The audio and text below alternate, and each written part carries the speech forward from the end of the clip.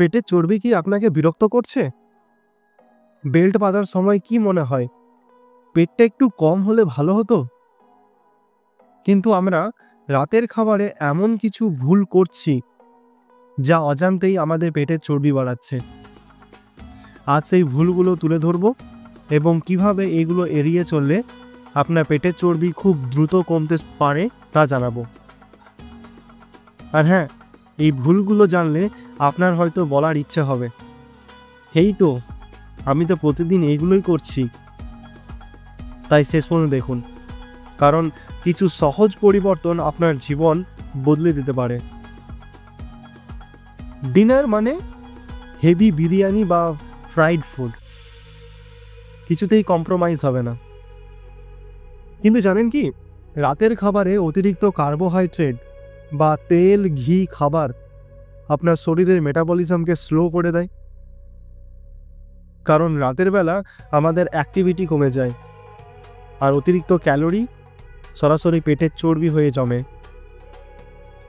এবার থেকে ডিনার প্লেটে রাখুন লাইট খাবার, যেমন রুটি, সেদ্ধ শাকসবজি বা গ্রিলড চিকেন। আর হ্যাঁ, 7টা থেকে 8টার মধ্যে ডিনার সেরে ফেলুন। এই অভ্যাসটা বদলালে আপনি 10 দিনের মধ্যেই পার্থক্য অনুভব করবেন।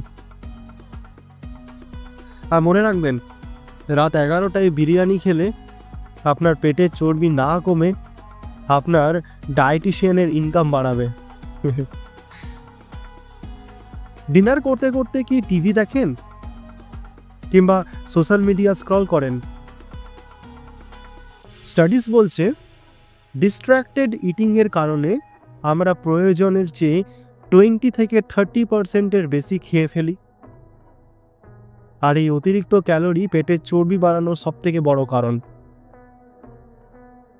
ডিনার করুন মাইন্ডফুলভাবে, পেটের খাবারের দিকে মন দিন, ধীরে ধীরে চিবিয়ে খান।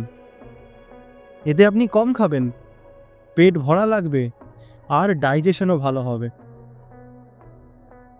নিজের সাথে একটা ডিল করুন, no screen during dinner. Imagine করুন আপনার ফোকাস ডিনারে রাখার কারণে পেটটা দিন দিন কমছে, নিজেকে আয়নার সামনে দেখে মুগ্ধ হচ্ছেন। চিপস, কুকিজ বা ইনস্ট্যান্ট নুডলস রাতের খাবারে যদি এইগুলো হয়, তাহলে পেটের চর্বি কমার বদলে বাড়বেই।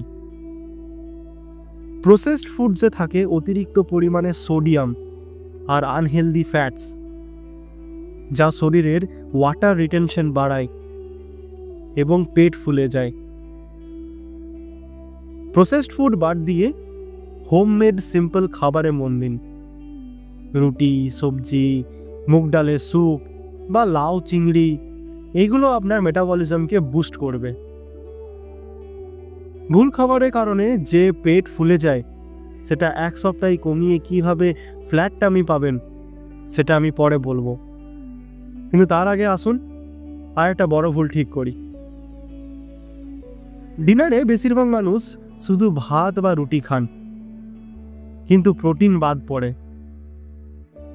এটাই মেটাবলিজম কমায় এবং বেলি ফ্যাট জমার অন্যতম কারণ।